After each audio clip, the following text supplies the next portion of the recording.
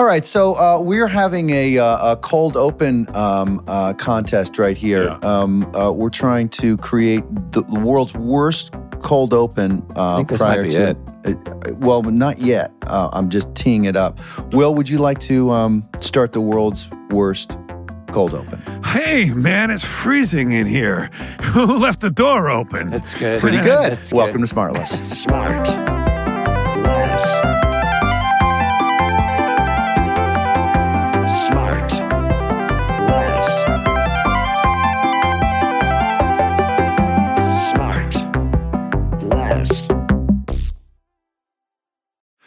It feels like we haven't done this for quite a while. It does. I miss you guys. Didn't we canceled a record last week, I think? Yes, we I had think to, so. yeah. It's been a couple weeks. Is that We right? did. Yeah. It's been a few weeks. Well, we saw each other Saturday.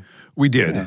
We did. But we haven't done this. We haven't done this in quite a while. We haven't.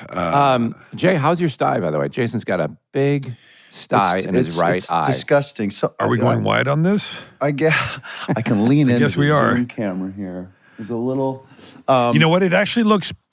Is it better? It does look better. Well, I started an antibiotic last night, so that's supposed to Already? cure it in the yeah. I know. I don't know. What do you want? You wanted to wait 2 weeks just to make sure. It's all about trying to find the right doctor. Yeah. So anyway, so I think I'm with the right one now, and this what is now a ball bearing of pus that it will not release from my eyelid, I think is going to start to lessen and I would ultimately love that. disappear. So you found a full release doctor? I did. Yeah. And insurance covered it all. Stupid. It was a small copay, but I feel like the term doctor might be pretty loosely applied. Jay, Jason, I'm not even kidding. Will you please video there this is not shit going to coming be. out? I asked him to drain me yesterday, and Hang on. Hang on. Again, this is the doctor? Can I get the number? Because I feel like we're getting our signals. yeah, he said no, just take this pill and you should be okay and soon. So Good. I hope stand so. by. I hope so. Until then, I'm going to wear these glasses so people don't really see it. Which is different because, Sean, you told me once that a guy gave you a pill and then he drained you. Is that true? All for a pretty affordable You woke copay. up. Yes. You woke up and you had been drained. Yeah, but Anyway. I willingly took the pill. I know you By the did. way, speaking of stuff, I'm not making this up. Yesterday, Yeah. I was somehow I got in this subject. Oh, I was talking about this Saturday too. Uh-huh. I YouTubed childbirth. I've never seen a What's child the matter being with birthed. you? I don't know. I kind of wanted to just see it. And Hang I on. How does your day? How does I your know, day I mean- kind of lay out where you find yourself on a YouTube search and then specifically for childbirth? because I was talking to my friend Kevin about it and Carrie and she and I don't know. We Carrie, just friends of the podcast. yeah, that's correct, and all of us and Yep. so yeah, but they I don't know. We got on the subject of childbirth. Oh, because a friend of mine, a friend of ours, just had a baby. And Chris Pratt and Catherine Schwarzenegger had a baby boy. Yes. named Yes. Ford. Congrats to them. Wait, we need to send a Yeah, gift. we gotta send them right? something. Or do you think they're registered? Some SmartLess swag. No, I'll put my name on it. I'll put your names on it. I sent something, but I'll put your names on it. Thanks. So you saw the childbirth, and What'd you what was think? your No, so I reaction? was talking to people about and I was like, wow. I mean, I had no. It I had comes no- out of there? I had no idea that to watch it actually being. To come out And the head doctor comes out right all there- elongated? Yes, and the whole body comes First out. time I saw it, I thought something was wrong. I was know. there. I was there for the birth of all three of my Oh, boys. wow. What a dad. And they were All they three? were all three were cesarean C-sections, which was That's tough to watch. That's what that was my point. You empty And out the it's- whole market there. dude. Yep. I'm like, yeah, it's gonna be fun. I remember the first time being like, it's gonna be fun, and then looking and just going, oh, good. Stomach, intestine, spleen, Right. liver, everything on the table. By the way, you know what a platinum gay is? A baby that comes out who turns out to be gay, who never even went through the canal, had a C-section. So not only Never once touched. looked at it or been through it is a platinum gay. Wait, that's a real term? Latin Yeah. gay. It means your mom had a C-section. Is that a whole section on Grindr? Is that like a different? All right, and with that, we'll get to our guest. Okay. Guys, How is that possible? Guys, we rarely have members of the military on the show. Even more rare are members of the British military. Today, we have a commander of the Royal Navy, all right? But this is What? not just a soldier. His interests include Is rugby, it Churchill? clearing. I'm going to have to start over now. fuck, You dude, know how I come don't like on. to be interrupted during my. I spent a long time writing these. Christ. Guys, we rarely have members of the He's military doing it. on the show. Even more rare are members of the British military. Today we have a commander of the Royal Navy. But this is not just a soldier. His interests include rugby, clearing minefields, Shakespeare, Liverpool soccer, solving mysteries, and shaking martinis. Guys, What? it's Daniel Craig. No way! Woo! Yep. Oh my God! Right I there. wanted to meet you for so long. Right there. So cool. Well, here we are. Will, Yeah. take it easy. Well, I know. I didn't know that you were a Liverpool supporter. This is great news. You would have Daniel. covered that before when you guys met? Yeah, yeah, I would have. Wait, Daniel, I think I know what hotel room you're in. You've been in this hotel room. You're at the Four Seasons Los How Angeles. did you guess? Is that true? Because Is that you're on a true? junket, right? Are you on a junket? Yeah. I have been coming to this hotel for like 35 years. I Yeah, realized, like same when I walked room. into the same room. Daniel, do they make that jacket in men's or? Hey, Sean, Wow. this is one of the first minutes. Ah, we're off. Good. Excellent. I actually love it. I actually love it. Wait, now, Sean, No. I actually really like that jacket. Sean, do you know Daniel as well? I don't. I've never met you. Obviously, I'm It doesn't seem like it. No, it's very, very I'm a casual. massive fan. Massive Okay, fan. yeah. Okay, and Huge. Will, you have met Mr. Craig. We have met. We hung out. We had. We watched the Super Bowl together, right, Daniel? Yes, we did. That's And right. then we had. And then we did went we out. then end up in the chateau? Or Yes. did we? Oh, Yeah. Is that where, was that after? I can't remember. That's two Yeah. separate incidents, but there's probably No, the no, same. it was the same There's night a we lot of ended- alcohol. I know that. We ended up in the Really? chateau with Krasinski and Sean Yes. Penn. That's I know. Boy, I'm drunk already. So fucking Hollywood. It's just It was, it was very Hollywood. It sounds like a bit, but it's actually yeah. that was a That is long time that's ago. a great group It to was. drink with. Where was I, damn it? In a facility. I was probably at a facility somewhere figuring stuff out. It was I think it was family weekend at Betty Ford. Now, Sean, we're gonna get to the time when Daniel was a stormtrooper in Star Wars. We're gonna get No to that. way. I know exactly which one he was. How about Come that? on, truly? Of course I do. So this is not something that I just discovered on Wikipedia. No, This it's is- the one this where is- he says, where she plays the mind trick, and you will walk away and drop your weapon. I will walk away and drop my weapon. You dropped your weapon. You walked out of the scene. It's true. Wait, it's so you, true. you spoke. Well, I didn't want to, but I just said, dub me, Christ's sake, I don't need. But then I had. But that's a bump. You know, you speak as a stormtrooper. That's a bump into. Do you think I principle. got one? Yeah, I'll bet. They didn't even give me. They didn't even give me the uniform. The only thing I wanted was the uniform. It was like give me the helmet at least. How did that come about? What do you? Were you visiting on the set and they said, "Here's an extra"? We were about to start. I don't know which Bond it was. You lose track. It was the I last did one. lose It was the track. last one. No, it wasn't. No, it was way before. It must have been Spectre. Because I was, and we were prepping, and I knew the guys I knew all the crew, the ADs who worked on, and I'd sort of like, You drifted over to the stage. I drifted over. Really? And I kind of went, oh, come on, put me in uniform. Come on, Yeah, let's I get love going. that. I love Come that. on, sort of truly, is that the way that it went? They went exactly, and I was half joking, thinking they were just going to tell me where to get off. But How long of a day was that? too fucking long. That kind of regret of like sort of think, oh no, I'll be an extra. Oh yeah, it's Right. great. Oh, Right. how many hours were you being? I'm going to sit in the back of shot for. This is like, they were very good. They were great. I do remember when, because those the suits are, I mean, they're basically hard plastic and kind of, they're not comfortable. I mean, God knows how they wore them out in the desert when they do those. But I remember that it sort of was a little bit big for me, and it sort of rested on my thumb, and my thumb was numb for 3 days afterwards. Yeah. Because I was like, the price I pay, and I didn't get a bump. Right. So No bump, no helmet, no nothing. nothing. You got a bump at the chateau. Yeah. Hey, Sean wants to know, did you meet the mayor of Tatooine? Fucking grow up, Sean. I would kill. He's going to double back to this. I know it. All right. Now, Oh my Daniel, Where to start? Do you have all the questions? I've got so many. Yeah.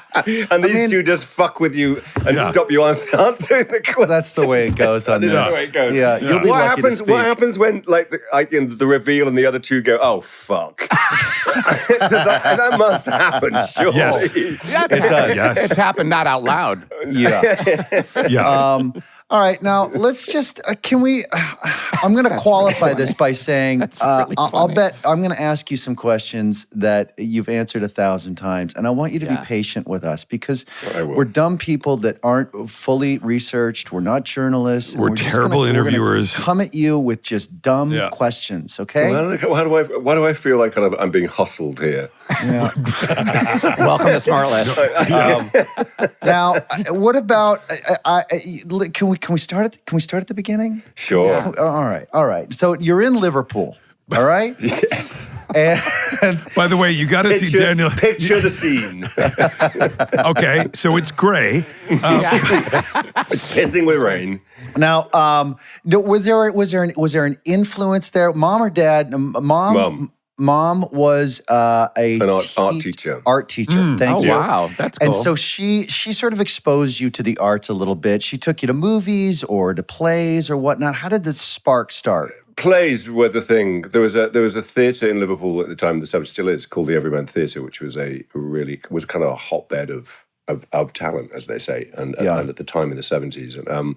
But her friends had been at Liverpool Art College, and a lot of them had gone into the theatre, stage design, and things. And those were her kind of friends. She was a single mum, and we used to kind of end up going there most nights to the theatre just to sort of hang out. There was a kind of they had a bistro there that That's served so up cool. cheap food, and it was a subsidised theatre, and they did this thing where it's like there was £1 a ticket. That it's like it was the whole thing was supposed to be so everybody could afford to go, and they did some off the charts plays, but it meant that I spent sort of evenings backstage at the theatre, and that'll do it to you.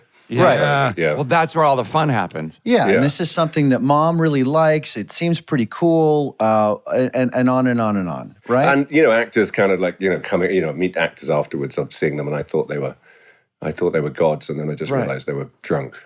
Yeah, they were drunk, It's a necessary component. but they were drunk. But at the same time, at that age, if you're quite young and you're an adolescent, you're a teenager, whatever it is, when you're exposed to that kind of thing in that kind of world, it does give you that perspective that other kids your age don't have, and because you're spending a lot of time with adults who are talented, who are creative, Right. And when you get that fire kind of sparked at that age, I think it's pretty cool. And also, I definitely, it really did. It went in. That's what I wanted to do. That's all I wanted to do. But it also gave me this something. Watching the way a theatre works, and the way that professionals work, and all that. It also kind of went, oh, this is a job as well. You could see it's kind of a couple of things. Lots of things happen. But when was the first time you thght, oh, this is something that I might not embarrass myself doing? When was the first time you thought I might? hasn't happened. What are you talking about? Second Bond film. Second Bond film. The drinking component helps with that. I still feel like I'm embarrassing myself. Well, but I mean, but like, was it a school play where you're like, oh, I don't suck at this, or I'm getting a couple of pats on the back? I got roped into a school play. I kind of did one of those things where I think I kind of had a couple of days off or whatever. I got the mumps or something. I don't know. Yeah. And I came back and I'd been cast in the school play. And it was Do like, you remember what it was? It was Oliver. Yeah. And I was like, Oh, wow. It was Yeah. I wasn't Oliver. Sadly. I was Mr. Salisbury, which is the part that's not in the movie that kind of was in the musical and got, for good reason, got written out of the movie. Was it a spicy character though, or was He's it an undertaker. You got to pick a pocket or two, right? You got to. I didn't get to do that. No, sadly, yeah. I know you got to pick a pocket or two. That's right. Yeah. I mean, it's a credo you live by. right? So you do that. You get you get a couple of attaboys, a couple of pats on the back, and you're like, all right, well, I'm going to lean into this a little bit. And you started maybe a little bit more. Well, sort I of don't know like, about you guys. mean, you must have all done a school play at some point. It's just that kind of mass hysteria thing that kind of happens. Which is, my kids do school plays. I love that kind of just like the level of like, oh my God. It's kind of, it stays with you. It kind of, you get it. I got asked to be in the school play, and I think it was because, I'm quite sure, never totally confirmed, quite sure it was because I was such a loudmouth pain in the ass. What? No. Yeah, if you can believe it. And they were like, fuck, how do we is there somewhere we can find like either a room that's, Make him a tree. that's soundproof or somewhere we can take that fucking energy that's driving everybody crazy. By the way, And they're like HMS Pinafore, and I was like, okay. Yeah, that's it. I mean, Will, the same thing. People were like, God, you're fucking loud and annoying. And and I did Shakespeare's 12th Night. Wow. And I was Sir Andrew Aguecheek. I had no idea what I was saying. And until I got in front of the audience, then it kind of clicked. And every line that was a comedy line got a laugh. And I was like, that's it. What is that? What is that? What is that about? Yeah, that's crazy. And when you started feeling the ultimate drug, you wanted to I'm like, So fuck wrong. you. This loudmouth's going to keep going. Now, Daniel, you are very, very funny. Like, the Knives Out.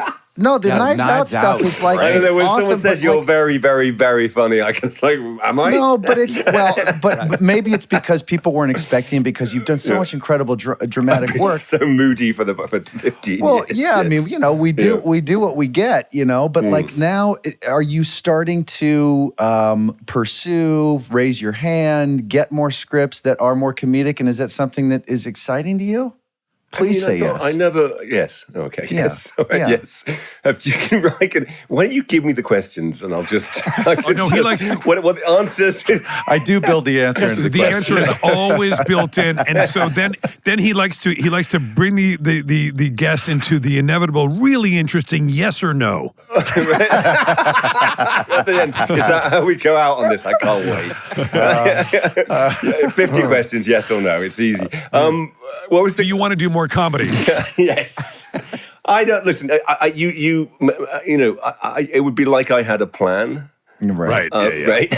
I mean, I'm making this up as I go along. So I don't know about that. I mean, seriously, it's like if they come along, sure. But I'm kind of going out and looking for something funny. It's also, I know how kind of that's a dangerous thing to do. I mean, it's like.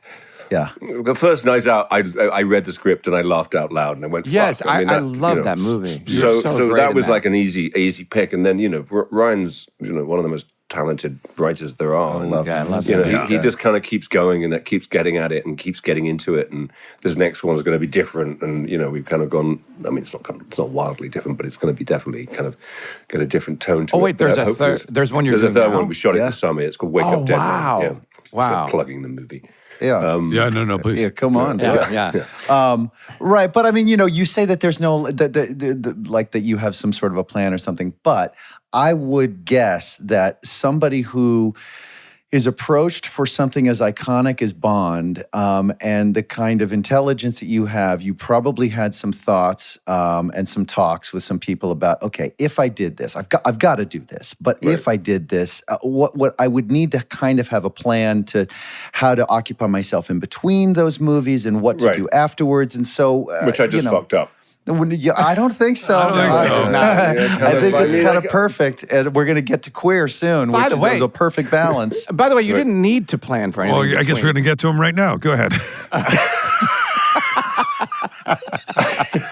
There's our clip. Go ahead, Sean. No, I was going to say, you didn't need to plan because those movies were fucking exhausting, I'm sure. Like, didn't you need to recover and... Like, I think there was a feeling when I first started that because I'd had exactly what you said, those conversations, and I talked about it to everybody I knew and my family and all of those things about what does it mean? Of course I've got to do it. I've got to do this, but what does it mean? I mean, it's going to, it's how it's going to affect my life and all of those things. And there was a sort of, I suppose, an instinct in me to sort of want to go, okay, I'm doing Bond now. I've got to do other stuff as well to kind of counterbalance this. Yeah. It's just like fucking ridiculous. Yeah. It's just like, yeah. I need to take a nap. I was fucking exhausted. I was so as much as the moves I did in between, I'm kind of like proud of and all of those things.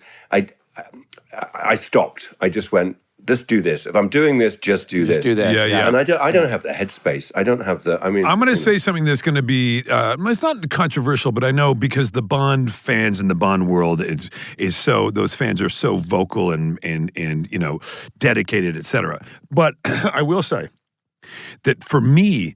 And I loved all the prior Bonds. Everybody was great. So this is by no means an admonishment of what they had done.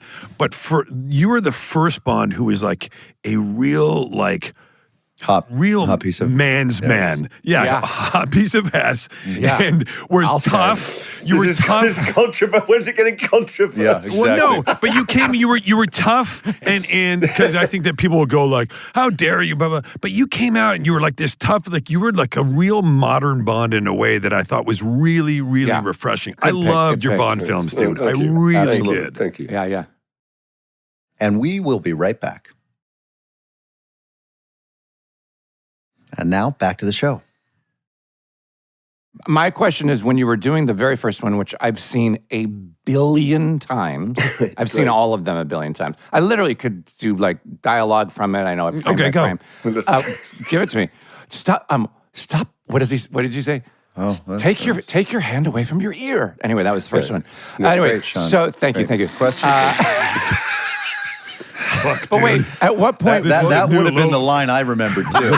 Go ahead. I literally just said it yesterday. Iconic. But wait. Get to the choppas, right? It's up there with that. But wait, Daniel. At what point when you were making? Sorry, I think my phone's ringing.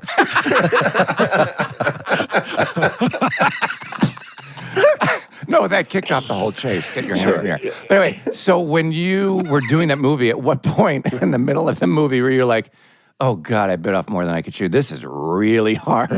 Like, I don't know if I'm going to make it. Or were you like, oh, this is awesome. I can do this. All the stunts, all the bullshit that you had, that you put your body through.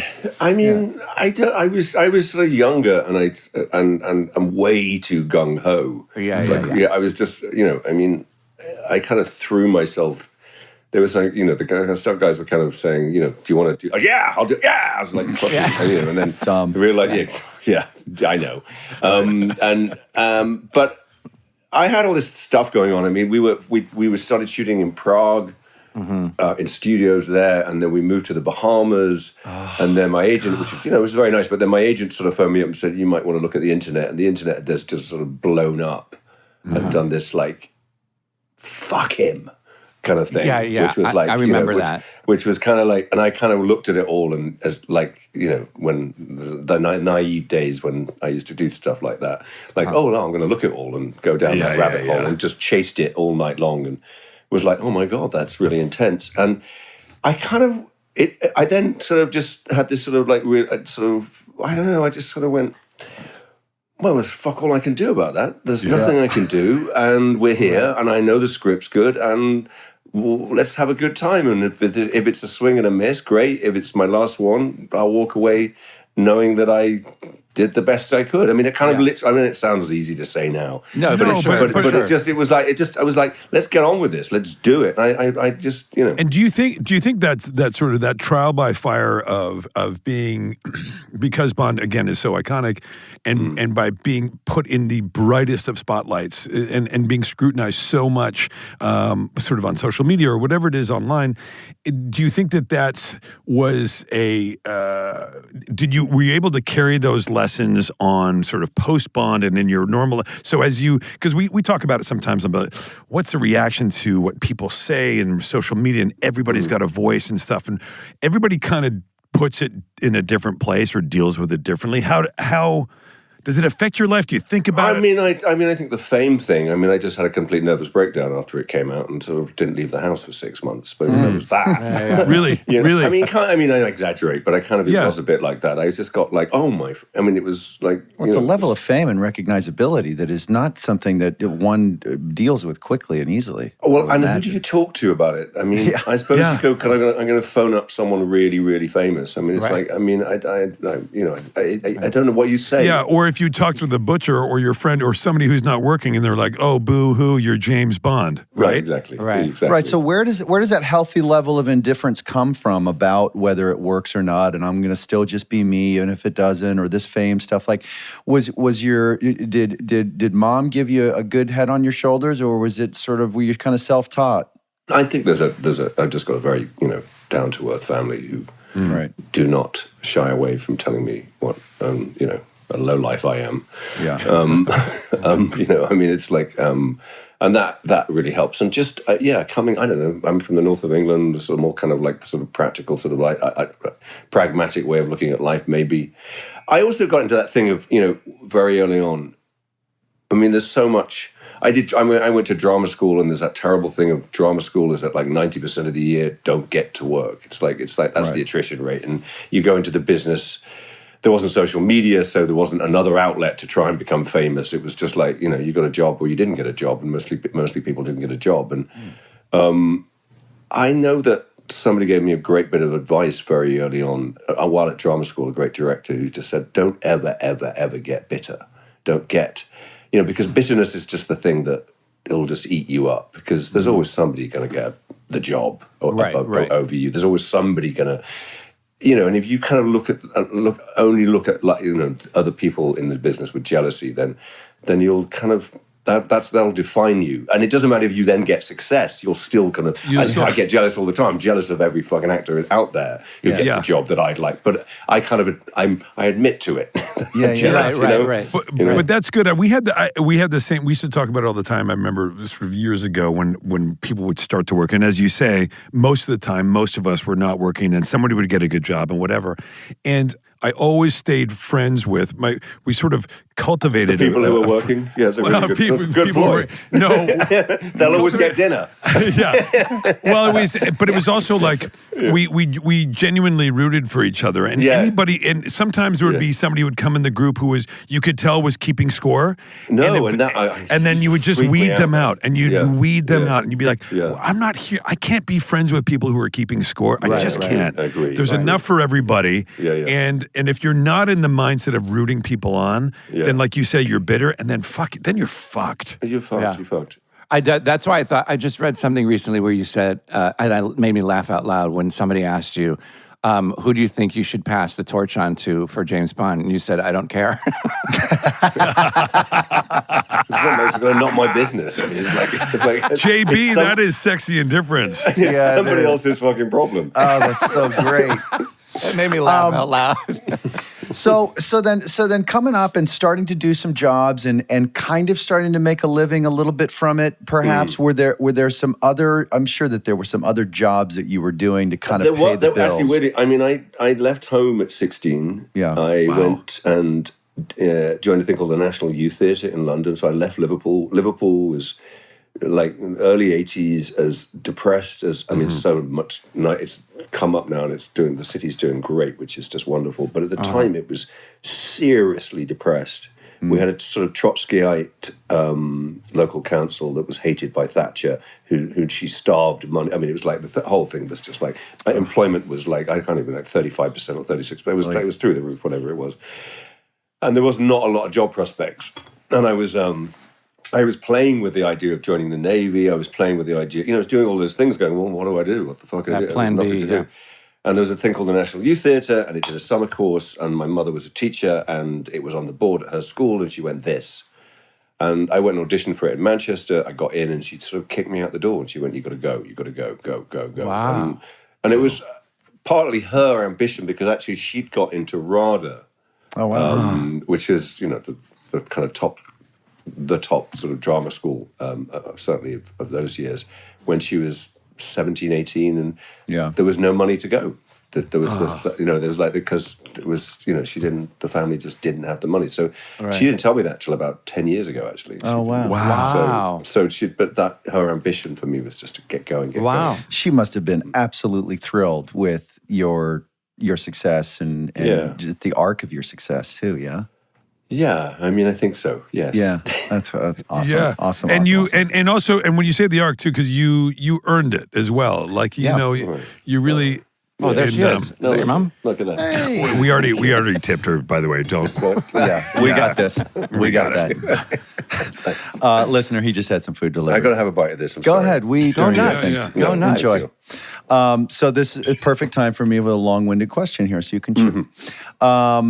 Now, let's see. Were there weren't any? Well, you tell me. Were there huge influences or a particular one coming out of England that you were like, if I were to get some traction on this career, that is kind of the path I'd like to be on? Was it somebody in England, or was it somebody in America? Was it always acting? Was it directing? The theatre thing was the kicker. That was definitely the kind of thing that got me just. That's what I want to do. And I had some weird thing that I can do that, which is right. like, but it's just because I was a show off. Right. Dressing up. So was it And like I still do. Yeah. So it's like, but John Gielgud? Something like that. No? yes. I mean, no. Albert Finney. I mean, definitely that generation, Albert Finney's generation, and those guys. I mean, it just that whole, I suppose they called the angry young men, didn't they? Then you worked with Gambon, right? I did, yeah, my yeah. God, Who lucky man. I'm really, just a dream of a human being and one of the greatest actors ever. Yeah. It was film, really, and that was we had a little cinema in the town I grew up in, which was, a flea pit, proper kind of just like a one screen, and all the movies at the time would do the kind of rounds of the country where they go to the big screens and things like that, and then by the time we got them, the movie had been out for like a month and a half, right. and the prints would. I remember the prints were just terrible. They were kind of like, but they put films on in rotation. I mean, from Stripes to Quest for Fire to Blade Runner. I remember seeing in the cinema on my own with a kind of an orange juice, and this film came out. I'd no idea. It was like blind. I was in there seeing a double bill. It was a Sean Connery. A space movie called Outland or something. Sure. Oh yeah. Does that make sense? That was on, which was pretty great because it's a cowboy movie in space. Yeah. And then I kind of went and got a drink and came back and sat down on my own, and Blade Runner started, and it was just wow. I was like, and that Was Harrison Ford a bit of a North Star for you? Well, it was the movie itself. It was the whole thing. Yeah. I mean, sure, he is, of course. Yeah. But the movie itself and the kind of the fact that movies could look like that, feel like that, and do that to you was just like the thing. I'd never kind of experienced it, and it felt like a movie that I discovered. That I was, and it was nothing to do with the Gone with the Wind or the kind of like the It's a Wonderful Life stuff that or the Bond movies even. It was fantasy. That was part of. But ultimately, kind of intangible, though, right? I would imagine there you are sitting in this theater in this small town, and you're like, "Well, I'm never going to make it to Hollywood. I'm never going to be up." That's on a a million screen. miles away. I was an arrogant little bitch. You actually thought, there is a shot. There's a shot. If I play my cards right, if I don't know. this, I mean, it's hindsight, isn't it, that sort of says it. But there was something about. You thought it was possible, which is the key, right? I think It's like, so. why can't? But you also got accolades when you were doing theater enough to know that you had something to offer. Right? It was a thing that happened. I kind of left drama school and went and did a John G. Avildsen movie called The Power of One with Stephen Dorff. I love Steve. Scored by Hans Zimmer. I mean, amazingly. Wow. And He's amazing. really kind of weird. I mean, not a weird movie, just a kind of movie of its era. Yeah. Playing the bad guy, and kind of, it was just this sort of event that happened, but it was a movie. And I then came out and didn't work for a lot, did some theatre, and then started getting TV roles. Yeah. Little guest roles and things like that. And suddenly then I got kind of a lead in a TV role, and suddenly the money started. It wasn't great, but it was like, well, this is like kind of life-changing money in the sense I might be able to afford a house soon. This is all Still living in England? Still living in England. I'd gone to LA after The Power of One, and it was like 1991 and arriving here. Wow. It was like a. I mean, it kind of and kind of not, because I was so like green and naive. I landed in this town. I didn't have a driver's license. and have a credit card. You know, they checked me into the Universal Sheraton, which is, I realize now is an island where you need a car to get off it. I mean, it's like, I mean, it was, and I kind of went to the front desk and they said, credit card, and they went, and they were like, looking at me like, so I had to embarrassingly call up Warner Brothers and get them to put some money down on the desk and do all these things. And wow. And then John D. Avildsen very nicely was sort of pushing me slightly because he's like, this kid's got it. He was pushing me slightly. So I went up for auditions. And in the movie, I was playing, you know, a Nazi kind of South African, you know, bad guy. Yeah. And I was going up for Nazi South African bad guys. I mean, that was it. I went up for like 5 auditions and it was all for, you know, it was just all for Nazis. And I just was like, like, yeah, I mean, I've got a bit more range than this, I think. Right. And there was a kind of, suddenly there was an offer on the table from a manager, and why don't you stay and we get you accommodation, blah, blah, blah, blah. And I kind of went on and I did these 5 auditions and I went, whoa, no, this is going to go really wrong. And I don't know what it was. It was just like, this is where these thoughts came from. I have no idea, but they were just like, this is not the career I want. Right. So I went home. Back to England, back to theater. Back to England. Well, sort of back to thinking, well, I've got a bit of money in my pocket. You know, I've got a bit of money now, so it's okay. But then suddenly I started getting bigger roles in television, and I realized that was a mistake because I looked at these television stars at home, and God bless them, they're earning money, and they've got the house in Portugal, and they've got and they're thinking, yeah, they're set. It's great. I want to make movies. I want to make movies. Good for you. And the British movie industry didn't exist. Right. It just did. I mean, there were amazing movies coming out. You think about, you know, like Room with a View. I mean, Room with a View, but I mean, I'm talking kind of like no one was ever going to cast me in because I wasn't a floppy fringed kind of posh boy. Yeah. Well, that's what I mean. Yeah. Like the sort of the. So there was lots of brilliant directors, like, you know, My Beautiful Laundrette and things like that were going on. But that was a kind of, you know, you had to know the director and things, and I sort of plugged away at it until someone gave me a break. But what was the shift in the British for me film? You mean? Yeah.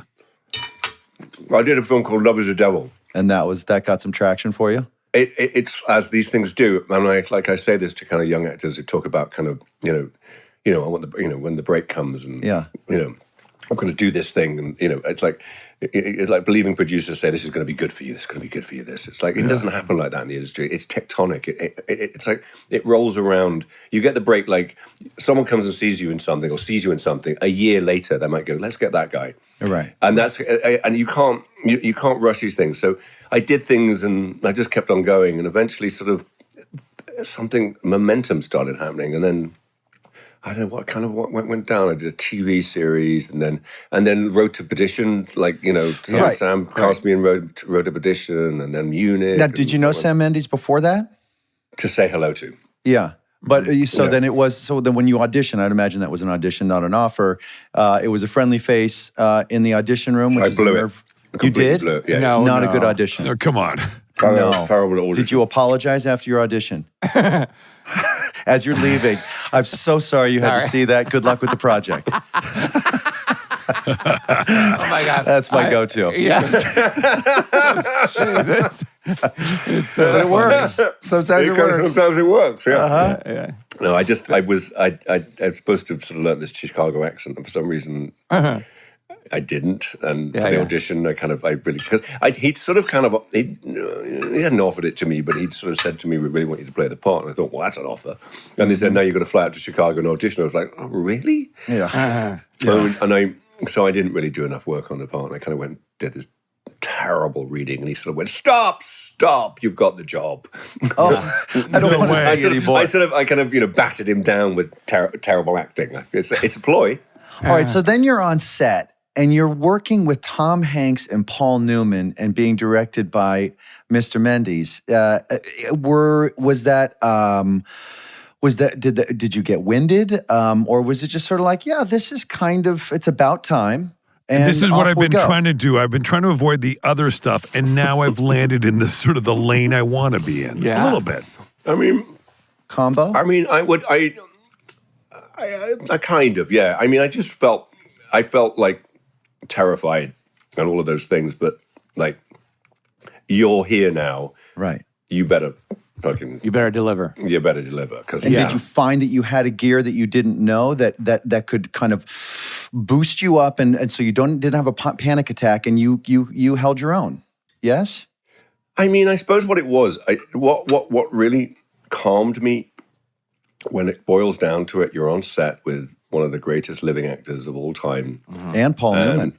and Paul Newman, both of them, but very, very, very different actors. But Paul Newman, who I've idolized, and watching him work, you realize, oh God, he's an actor.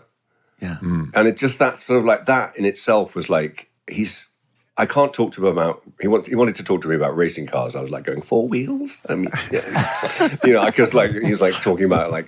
I mean, I just why the Indy series was so much better than the Grand Prix series. I was like, yeah. Wow. I mean, it was like I couldn't. But when it came down to it, and watching and working with him, I had a language that I could speak to him in because I'm an actor. He's an actor, and he really is. And he'd struggle, and he'd really be kind of trying to find it and things, and I'd just be like, oh wow, great, that's what I do. Oh, good. And that kind of just, I thought, so I can get, I mean, He forgets a line too sometimes. right? Yeah. Oh, that's great. For sure. Yeah. That's really cool. Yeah, that's really interesting. That idea of being with Paul Newman and watching him kind of find it in the scene. That is the opposite of making you nervous. It actually calms you because you must see have him felt as human. You must have had a complete, like your nerves must have been absolutely settled in that moment. I was like, we can do this. We can make this happen. We're playing. Yeah. Suddenly we're like, we're here to play. Great. I know how to play. Fascinating. One time I was doing The Bucket List with Jack Nicholson and Morgan Freeman. I was in a scene with Jack Nicholson. Thank you. Yeah. And he turns to me and he goes, during rehearsal, he goes, do you know what you mean when you say that line? I go, yeah, do you? Like, what? Nice dick. I had to say that. Dick. Yeah. In your head. I had to say that to relax myself because I couldn't believe I was in a movie with Jack Nicholson. We'll be right back. And now back to the show. Now, Daniel, when you were very quickly after that sort of vaulted into much more of a leadership position on the jobs that followed, did you take that experience with you as a leader and see the younger actors or the actors with lesser parts get a little sort of nervous? And did you lend some of that comfort to them by not intentionally forgetting a line, but did you take some of those leadership lessons by being completely shit? It really just settles everybody's nerves. Oh my God! Fake a panic attack. That's how he's going to do it. I don't know. I mean, I feel like my part of my job is to you're on set.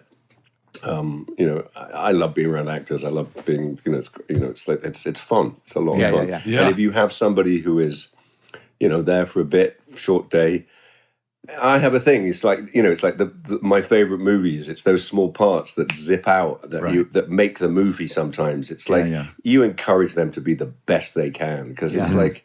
It's like, it's like smallest cogs, all of that shit. Sure. No small parts, just small actors. Yeah, exactly. Yeah. What about siblings? Do you have siblings? I have a half brother and a sister, an older sister. And completely different career path than you. Completely different, yeah. Yeah. I mean, I'm kind of the only actor in the family. Yeah. And I want to talk about eggs that you just ate. Do you always watch what you eat when you're on doing these junkets? Like, you didn't want to touch the potatoes. I was just watching you garble those eggs. Sean knows, can he send a guy over to pick up the potatoes? There's somebody at your door right now, Daniel, if you don't mind, just real quick. Slide the potatoes under the door. No, are you always like that, or do you go off the rails sometimes and just? I mean, I do. I mean, I don't. I mean, I don't. I used to swing. Okay. On Bond. Finish the sentence. Yeah, right. Here we go. That's not a good word. On Bond, I would, because of the intensity, I would sort of then spend the next sort of 3-4 months sort of being drunk and eating. And that's not good for you. So so I don't. I stopped doing that and sort of like said, okay, let's maintain my fitness. How about that? Because you always look great. Thank you. Well, it gets so hard after 50. Yeah. I mean, we're all north of 50. It's so depressing. It's so I depressing. mean, I remember before phoning my mum up a few years ago and going, "Oh, my fingers are aching," and just saying, Right. "Welcome to my world." Yeah. You know, it's just that. Yeah. It's just that's I've what got it all is. these little hot spots on my hands now that like it hurts between this finger and this finger, and right at the base of the thumb there. It's like what's going on? I had this treatment the other day where they gave me this infrared thing where they kind of map your body infrared, and my hands were on fire, and they were like going, "Oh, what's wrong?" And I'm like, "I don't know what is wrong." It's like it hurts. I'm not 20. Wait a second. Wait, Sean, you did a similar. No, JB, you did a map. I did the thing. full body scan. Yeah, Full body scan. and it was thank God it was all good. But it's kind of cool that they can do that now. What did they find in the place where the human heart normally is? Not much. There was like a little movie camera roll in there. Just a bunch of loose nuts and bolts. Wait, Daniel, also just meeting you for the first time, I sense that your brain works really, really fast. Like you're hyper intelligent and you kind of have to when you're doing all the things that you do. What do you do to I'm slow not getting that, Sean. Really? I do. I get that you're like your brain's like works really, really fast. Like you're eating the eggs and you're finishing the story and then you're going like He's do you not ever a dummy. Okay. Well, I know that's what I'm saying. Sean's so shocked. How is he chewing and walking at the same time? Sean, by the way, this is coming from a guy who spends like a Monday afternoon, mid-afternoon, watching videos of childbirth. So it's not like he doesn't have a lot going on. Yeah, it's gonna feel like a compliment's coming, but the curve is. Yeah, No, the bar couldn't be fucking lower. No, it is a big compliment because you have to think. You constantly have to think fast of what you do. You're like the camera's there, my line's here, blah blah blah blah blah. And you have kids, and you have the thing. So your mind's always going. What do you do to calm down? I don't know. I mean, it's just being at home, and I like to. I really, really, really don't play tennis. I'm so terrible. But if I can convince like a tennis pro or someone to hit a ball with me, I'll do that for 2-3 hours at a time. Yeah. I just kind of like, and No golf for you. Yeah, whatever. What's the square? Ruins a good walk. What are you talking about? Yeah, that's true. But it is a nice walk. It is a I love that. great I walk. love that. Now, It what ruins about a now? good walk. You've been to all these incredible in all the films you've done, all these incredible locations around the world. Is there a spot that calms you more than any? A favorite spot? I think if I'm going to really relax, the sea is like the place I want to be because it's like. I'm with you. I just want the salt water and I want the sun and my body kind of again with the aches and the pains. Yeah. Yep. You're not a boat guy, though, are you? Are you a guy that? Not really. No. They're kind of they're a lot of hard work. I know. Right? Yeah. I have like two fan stuff. That can we just get it out of the way? Yeah, of course, man. One, because Scotty, my husband, and I watched all your films like a billion times. The Javier Bardem and you probably have the greatest hero-villain chemistry of all time. Like, just incredible. What did you was Tell it Tracy. like? Tell Tracy what that's for. What Tracy's? that's from. That's from. Oh my God, that's from Skyfall. Skyfall. Thanks. That is Skyfall. And do you Adele? You have to sing Adele whenever you say the No, you don't. Go ahead with the question. No, no, it's just a comment, not a question. It's just a comment. Like, that was Oh, okay. incredible. And do you still keep in touch with Javier? I do. Like, I talk to him occasionally, and yes, I love him to death. He's just like he's a So glorious, good. glorious human being. so good. and then the other thing was, and you can think about it while we talk about other stuff, unless you have to go, is a great theater story. I always ask like people with theater stories. Oh, like, yeah. Like scenes falling, like people throwing up on stage, like anything like I've that. done ever- all that. I've done all that. Really? Yeah, I've done. Really? I've done. You name it. The amount of You theater name it. you've done You name- is just You stunning. name it. I've done it. It's happened on stage. What do you think was the worst thing that happened where you were like fucked up Stop a the show. performance or like an audience member?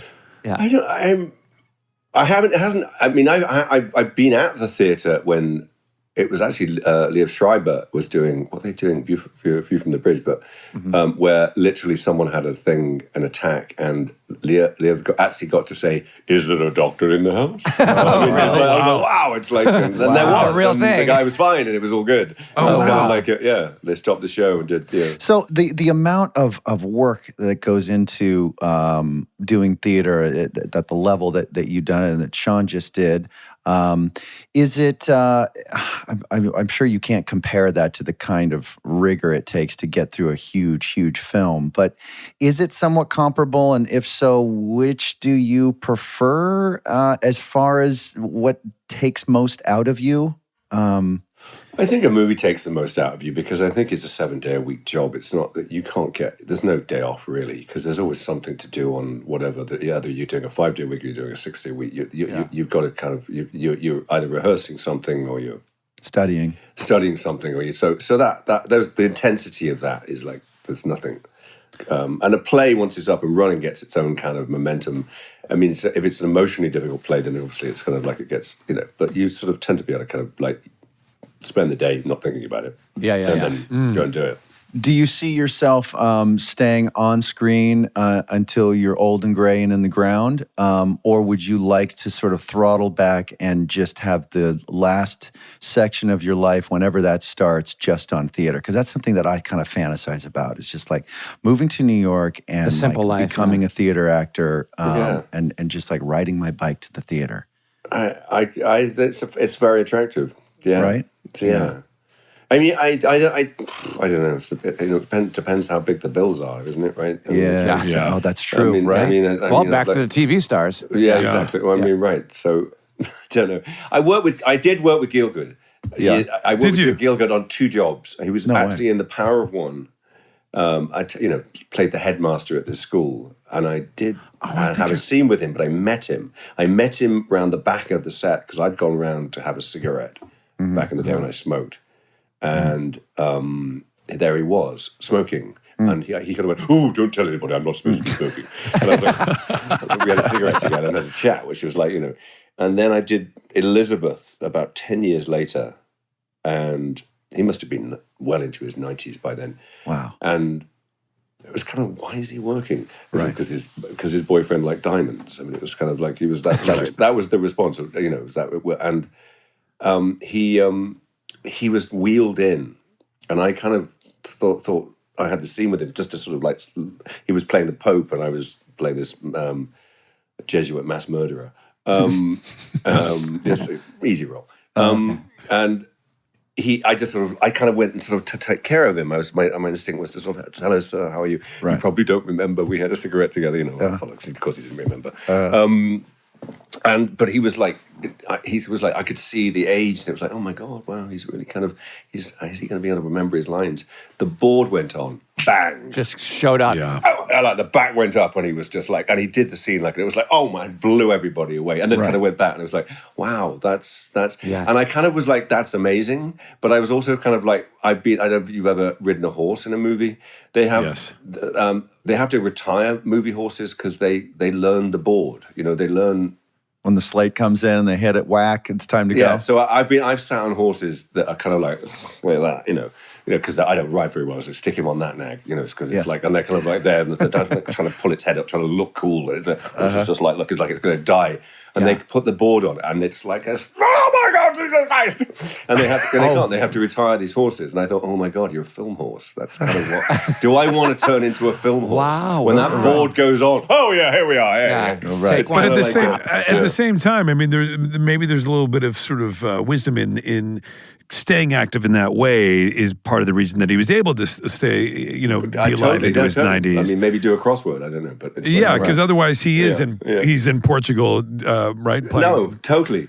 I get it. And how going back to that hysteria in the school play. That thing, that drug, that thing that gets you. See how I brought it back? That's really good. I like it. I like it. I kind of wanted to get back. I'm glad you mentioned that because I kind of wanted to go back to that moment you're in the theater and go all the way back to that moment you're in the theater and you're watching Blade Runner because it really made me think about.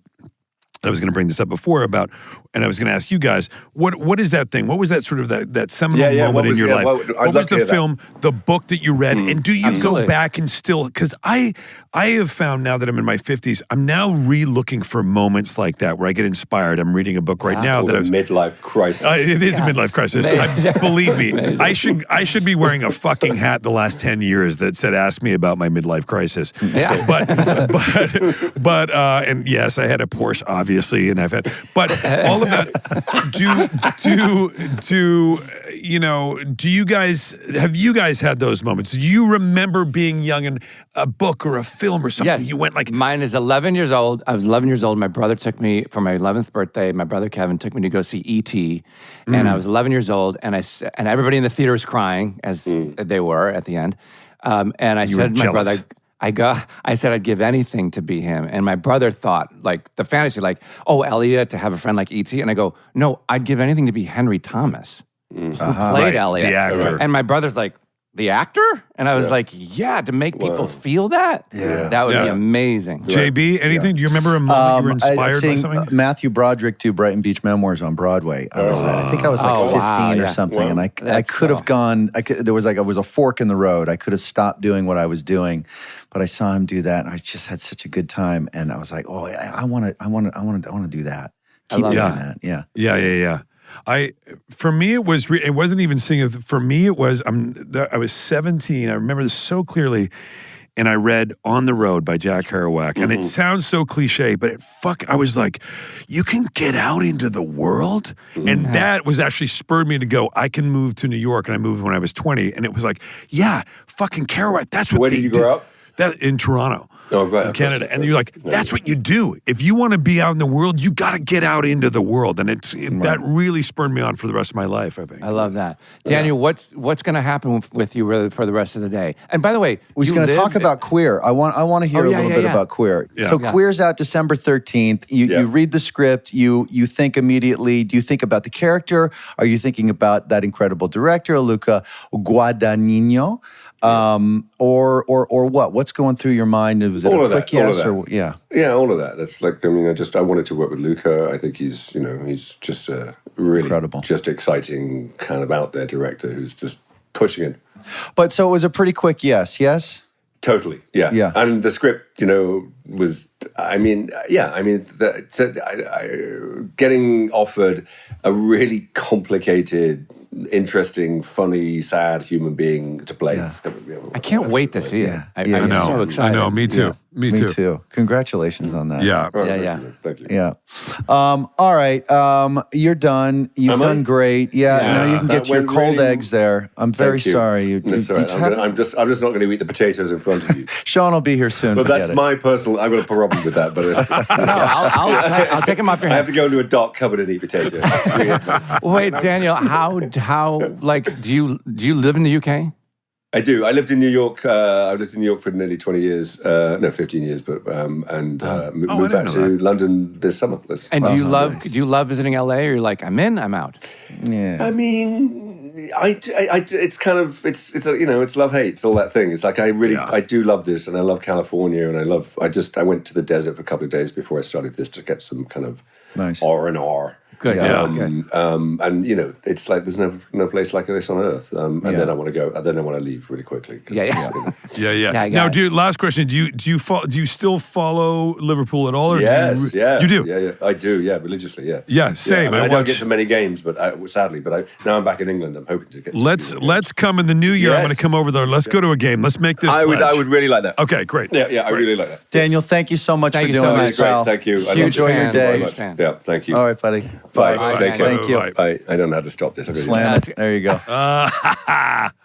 Now there's a guy's guy. He's a woman's guy too. Yep. And he slammed the computer. That's a great sign. Yeah. That's you love that, JB. I really do. He is. He's great. Like, it's how do you talk to him without bringing up James Bond? And I can't tell if he's sick of it or. I think we did a good job of not peppering him with all the shit he's been asked. Maybe, I don't know. I've never seen an interview with him. I mean, but I always say this on this little podcast of ours is like, when I meet people I've never met before like that, I'm huge fans. Of course, I want to ask them all the fan questions, but I'm nervous. Yeah. I know. Like, how many films have you seen 1 billion times? I want to get down to your numbers now. Yeah, I mean, I've seen that so many times. Casino Royale. I've seen all of them so many times. But Skyfall is Scotty's favorite, and we've seen that many times. That's incredible. It's really Skyfall. You've never seen Skyfall? That's the one, right? Oh, it's so good. Wait, are you kidding, Jay? It's so good. No, I'm not. Well, invite me over for Christ's sake. Oh, wait, Jason, Skyfall really is amazing. Good. Yeah, it's amazing. I want to see it. And you love Javier Bardem. He takes his teeth out and is fucking crazy. Spoiler alert. Wait, what's your favorite line that he ever said? Oh, yeah. Well, no, I was. Oh, this my ear. I hear it through my ear. Take your hand away from your ear. Take your hand away from your ear. Oh, what a line. Yeah. Really No, left a 'cause it mark. kicked- Is out the whole James thing. Bond around? that was another one. No, but Go ahead, Sean. Oh, Yeah, I was Sean, gonna hey, say, I Sean, hope- hey, Sean, I know you were going to say, fuck me, dude. Watching your face try to Because he line looks up down a at the buy. computer because he kind of works on them, I think. Of course he does. no. I had one. I have one. Have we ever gotten a bunch of suggestions from our listeners of what we You can do ask for that our all the buys? time. I know, but do we have a portal for them to fill? Portal? Fill our portal? What do you mean? Or some sort of a site they can put all these recommendations on so we can stop listening to Sean's shitty buys. but also, it's not the shitty buys. No, it's the not. way he goes. It's the way he goes. Blah blah blah. And he goes, yeah. So also, I was thinking that, and you're like, fuck, dude. Here it comes. What are you No, I was doing? going to say, what does Jason Stye rhyme with? No, that's no good. Will, you got one? I don't have one. That's no, mine. that's. No, I'm glad that it's. You should be guest related. You know, it should be should tied into the guest somehow. Well, I mean, Skyfall. Its original title was Bye. Sounds like you got yourselves in a little bind. Robbie. SmartLess.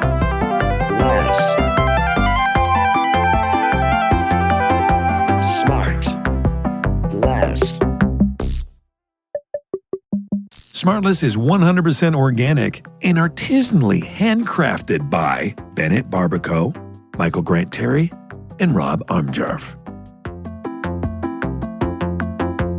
SmartLess.